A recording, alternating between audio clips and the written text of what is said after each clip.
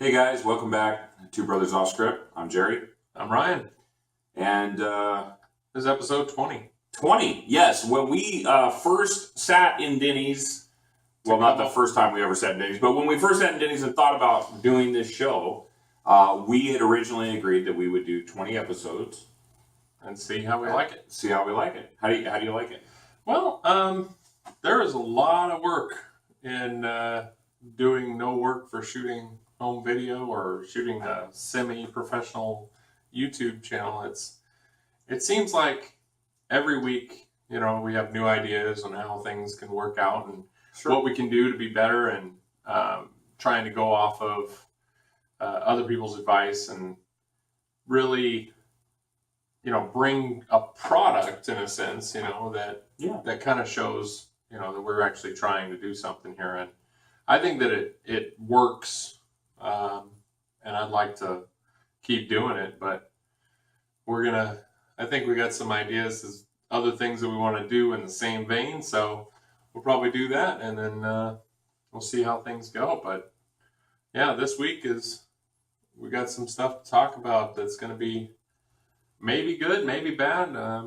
This is a hard one. Hopefully people have thoughts and opinions on it that get out in the world. I mean, it's not about just what we're saying here, but we are trying to talk about things that are important in these episodes that, if you've been watching this whole time, that we're talking about some issues that sometimes hit close to home, and other times have just been general annoyances that you deal with in day-to-day life. So in this particular episode, we're going to talk about sudden change and loss and how people can deal with those things that, for the positive mostly, but you look at things like an actor dying, and you say, this person, they weren't in my life, so I don't really have an emotional connection to them. But then some people take that, like say Prince, right? He died recently.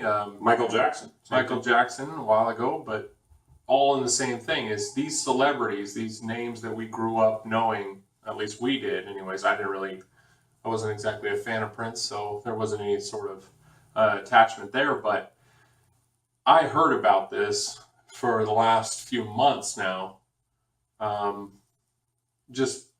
Oh, he was great. He did this, he did that. And he died of a drug overdose. Right. He was essentially over-medicated, and I think that there was choice, and I think that there was loss of control, and if he was addicted, I don't know. I mean, I really have no idea. There'll always be speculation, and I don't follow this because it's nothing that's personal to me. But he's dead now, and unfortunately for the people who are close to him and the people that relied on him for support, whether through his music or emotionally or just as friends, maybe they're all feeling hurt and loss, on his departure from their life. And so that leads us to the real point of loss. And it's like, people, you can't plan for everything. You cannot plan, even though it's inevitable, you can't plan for death. No. And so like your friend, your coworker who died suddenly, we talked about that. He was, he was a loss to his family and to his friends and everything. Absolutely. And it was so sudden and it was so pointless that what anyone could have done about it and didn't do about it, and the people that feel responsible now because they were standbyers, as opposed to acting for them, that's going to carry on with you and them for absolutely forever. And so it's also about accidental loss like that. He had a condition and he was suffering, and that was kind of what took him out. But whether it be known or not, other people who have, sudden losses in their life and how they're going to deal with it. And as long as there's people around them, hopefully their support structure can can keep them there, you know, Sure. and centered so that they don't Stay in the grief. stay in the grief and get lost themselves. So,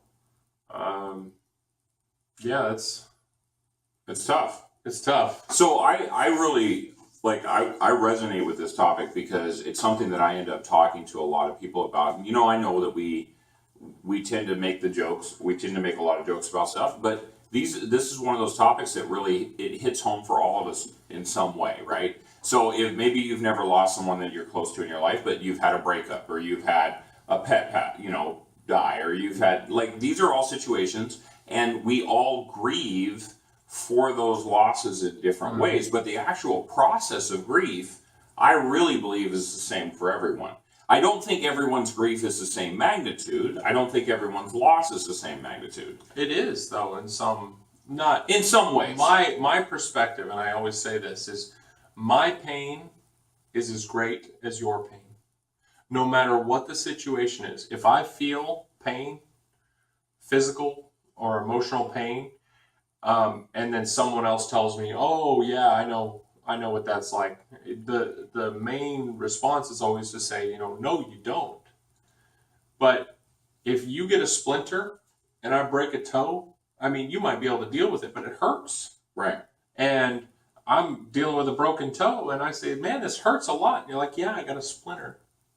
And you say, "But no." Right. So that's where I was going with it, right? So as people, we want to try to measure and quantify the things around us, right? Like, we have 10 fingers and 10 toes. Well, most of us have 10 fingers and 10 toes. But we want to measure things and scale them, right? Our pain scale that we use, and I've used this in other companies as well, our pain scale that we use at work is pain on a scale of 0 to 10. Okay? 0 is no pain. 10 is, the worst pain ever. The worst pain ever. And they try to, like, have little descriptions about, what that pain means. And people will say, my elbow is sore. Right. I'm at a 4. I'm at a 9. That's what they'll say. I'm at a 9. And you'll say, but it's your elbow, right? It hasn't, like, is it broken, do you think? And they'll say, no, it's sore. And you say, okay, so a 9 out of 10 is, like, equivalent to childbirth. And they go, yeah, 9 out of 10. And you kind of, and then you'll be walking with them, and you're talking as you walk down to see the nurses, and they'll start joking with you. Like, yeah, if you're in 9 and out of 10, if you're in 9 out of 10 pain, in my mind, this is not the equivalent. So the messaging there, though, when it looks like, oh, I just broke up with my first girlfriend, or oh, my grandparent just passed away, or oh, we had a pet that we lost, right? These can all be 10 out of 10, depending on how you... Right. And they can all be a 10 out of 10. And so the first thing that we do as people is we disqualify someone else's grief. Right. And then the second thing that we do is we tell them that we have no input, right? Essentially, I look a person in the eye and I say, well, I'm sorry for your loss. And then we say, is there anything I can do to help? Fully expecting them to say no. Right. And they say no. Why? Because they're in the middle, like, they're in the grief. Can't even think about it. They can't think about, like, well, actually, like, my trash needs to get taken out this week, and all these things have to happen. In the episode, we talked about don't take a selfie at a car wreck. I talked about, trying to help this lady get a car seat out of this car wreck, and the people standing by, nobody was like, oh, well, we'll get the car seat so the baby will have a place to go. You can't think about that stuff. Right. You can't be rational when you're in grief.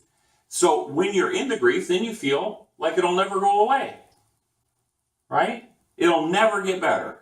You broke up with someone, I'll never get over it. Honestly, I dealt with a lot of depression when I was young, and it was things that were so simple and so normal in everyday life. Like, I got bullied a lot in school, It was emotional abuse to me that someone didn't like me, essentially. Like, this guy, and I tried to make amends with everybody who I ever thought was, just didn't like me. And I like to be liked. I think it's something a lot of people do. Some people don't care, and those are the jerks. We talked about them too. But, if you if you generally want to be a part of somebody's life, or at least to be accepted in everyday life, you're going to make effort to not come across as a jerk. And I don't think I ever did anything seriously wrong to this person. They just took it upon themselves to, make fun of me or whatever. And I dealt with that in the worst way possible. I told him that I was going to take him out, basically. And then you got in trouble. I got in trouble. I actually got suspended. But I got beat up by a kid that I thought was my best friend. Yeah. We were friends. I had been over to his house. We had, we hung out together all through elementary school, as I remember it. And then one day, he, I guess, decided that I had done or said or meant or something, and he beat me up. And I was not a big kid at that point. I just wasn't. I'm big now. I wasn't big then.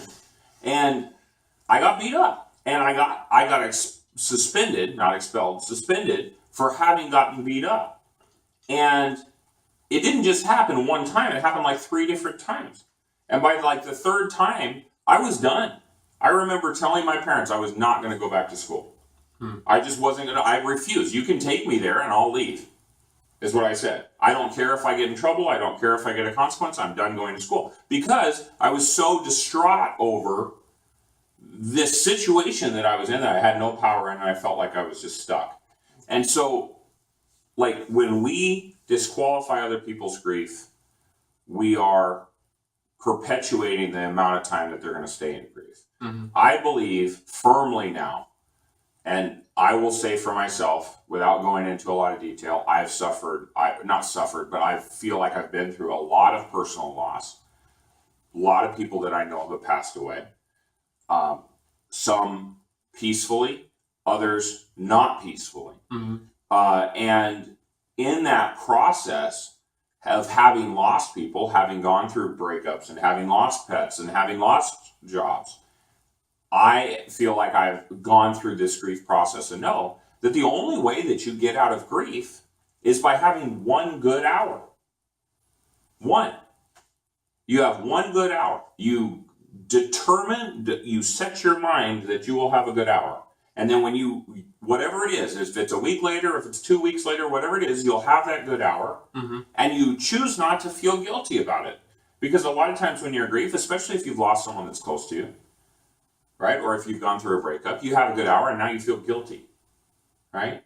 Like, oh, I guess, now I guess it wasn't that important, or I didn't really love them, or it wasn't really that big of a deal. And now I drive past where we used to hang out or whatever it is. And so now I'm going to feel bad again. And then you're going to feel bad again. And then you have to have a good day.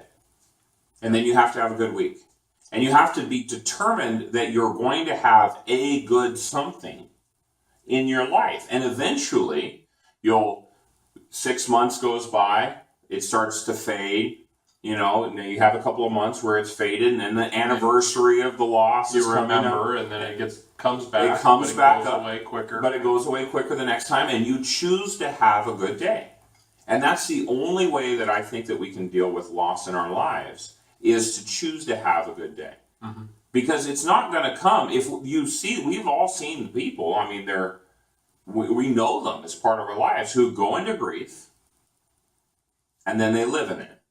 Yeah. It becomes the defining thing about them. And that's just not how I want to be. No. And I mean, I think I've always tried to fight it, for me. Like, anytime I've been in a situation where I knew it was coming, or I heard about it after the fact. And it was always just this, I mean, I remember the first time really was probably great grandma, like years and years ago. I was really young. And I distinctly remember before that I don't even cry. Like, I just can't cry. I'm not a crier. It doesn't happen. I'm a tough guy, like 14 years old, 13 years old, something like that. And I was happy-go-lucky all the time, and then it's thrust upon me that, hey, we're going to go to her funeral. I said, what? Like, where, when, and it's like, oh yeah, we got to go down to the funeral. Mm-hmm. We go down there, and I was like, okay, it's life and death. Death happens. Everybody can deal with it. I'm cool. I got this. And then didn't come until like laying the rose on the casket or something like that, and I was just like, oh man, Yeah. oh no, it's in me now. I'm Yeah. done. I can't do it. I gotta get out. And I was like gone. I don't even remember what happened between that time and like when we actually got home. But it was that wall breaking. And nowadays you still see it as it's part of life. You're gonna lose people. People get older. People disappear, and then you hear about them later. Like, oh, I didn't know that so and so had passed. And it happens more and more. But Even friendships. yeah, Right? I mean, how many friendships have you had? How many friendships have I had? Or you? How many people in our lives have we felt so close and so connected to? And then we move, or they move, or something happens, or whatever it is, and it's gone, right? It's just not the same as it was. It's Right. a loss. well, you might try to maintain. Even if you're but trying and it just doesn't work out, like there's that feeling of, oh, that's over. Long distance relationships don't usually work out. They are hard. They're hard. Yours worked out. Yeah, but it started as long distance. It was perfect because we had to talk. My relationship started as a long distance relationship, and we wrote letters for 9 months until we got married. Right. I saw her. I think we did the calculation one time. I think my wife and I saw each other for a total of like, I don't know, maybe 80 hours total. Because you were just driving back and forth. Yeah, because I was driving back and forth from Seattle to Spokane. Mm-hmm.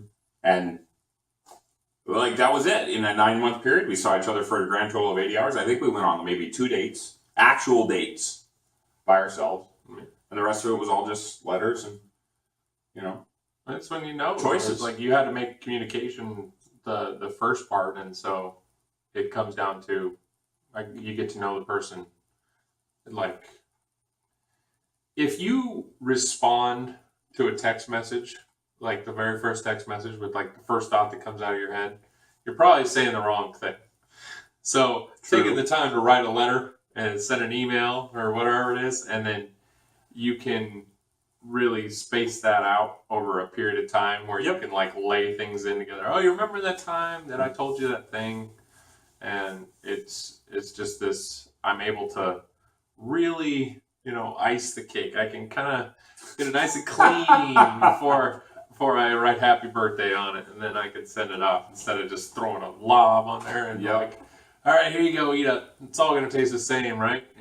It's it's a good idea to take your time with these things. But I did want to ask you, so the other part of understanding that I don't want you guys to feel like we're brushing off grief, but I also know that it's a heavy subject and it's not necessarily something that everybody is going through in the same way. Do you feel like, what other ways can you deal with loss? I think the idea of dealing with grief is, at least what I'm putting out there, is pretty straightforward for me. Have a good day, right? Have one good day. But in terms of other types of loss, like, or changing directions, right? Or sudden changes. What I try to do, and I guess I know we're getting a little low, what I'll try to do is make this my last thought is, I think the best thing to do, like I've talked about facing job loss and stuff like that before, is visualize it happening. I was coaching a young guy today on interview, and he had a whole bunch of anxiety about interviews. And I said, hey, just sit there and imagine, okay, what's going to happen if they say no? Like, what's really going to happen? right, They're going to say no. But what did you learn? You got a little bit better at interviewing. You got a little bit better at applications. You got a little bit better at your resume. You got a little bit more comfortable. You can work on it. You can try to improve. Let's try to have a good attitude about it. Let's see if it'll go there. There we go. So visualizing that stress, pushing it out of yourself a little bit and saying, hey, yep, we got to change. We got to do something. It's not quite going the right way. I have fear or concern about it, but I'm going to be committed to following through anyway. And I think that's the most positive way to try to attack things that we feel anxious about in life. Yeah, it's kind of hard to sum up. I mean, It is. you and I'm talking to you, will never probably see everything eye to eye. Our views, our interactions with other people are going to be viewed in different ways. If I like this person, and then that person doesn't like somebody that I like, or if I want people to see things from my perspective and they just can't because they have no frame of reference. You know, if it's like if I walked up to somebody and I try to tell them all about video games or something like that, and they've only ever read books. They're like, I don't even watch TV. I'm like, oh, I can't talk to you. Yeah, we're on different levels.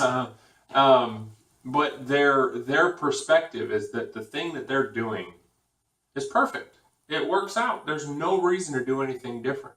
I have a buddy who climbs mountains as a hobby. It's his thing. He goes to a job, 9 to 5, and then as soon as work's over on Friday, he's driving to like California to climb 3 mountains that weekend. And then he hops back in his car, drives back up here, and goes to work again. I was like, you're insane. But that's his thing. He loves it, and he can't get behind anything less than that. And so we have a lot of differences in opinions. I think we're still pretty close friends, though. And if I want somebody to have a good day, I'm going to continue to say, is there something I can do for you? Because maybe when they get over the first hump of the grief or the loss or the change or the sudden, hey, your car got stolen. That happened to a coworker of mine. His car got stolen. He was out of town when it happened, so it was like extra difficult for him. Yep. It's like, is there anything I can do? So I drove him to his spot after work a couple of times, just to help him out there a little bit. And he got his car back. He found it. Thankfully, it was really quick. I lost my car one time. It took him 3 months to find it. I bought a new car by then. So continuing to try and help people have that good day, no matter what the situation is probably how we're all gonna stay closer as people. And that's what we want to do here. Is we just want to, hopefully we can help somebody have a good day, just watching us. So maybe next time we'll have something fun to talk about. So that's it. That's episode 20. That's episode 20. Thanks for watching, and we'll hopefully see you on the next one. Bye.